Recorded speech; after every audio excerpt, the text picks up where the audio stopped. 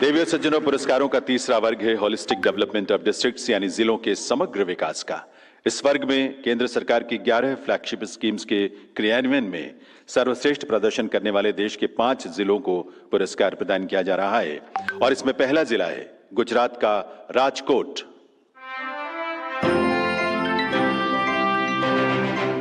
गुजरात राज्य का राजकोट जिला प्रशासन समग्र विकास की नई ऊंचाइयां छू रहा है। पीएम सूर्य घर से ऊर्जा में आत्मनिर्भरता, सक्षम आंगनबाड़ी और पोषण 2.0 से बच्चों और माताओं को बेहतर पोषण, पीएम जन आरोग्य योजना से स्वास्थ्य की सुरक्षा, पीएम आवास और किसान क्रेडिट कार्ड जैसी कई कल्याणकारी योजनाओं का लाभ 100% लाभार्थियों तक पहुंचाने के लिए टीम को शुभकामनाएं। गुजरात के राजकोट जिले की ओर से पुरस्कार प्राप्त कर रहे हैं वहां के जिला कलेक्टर श्री प्रभव जोशी।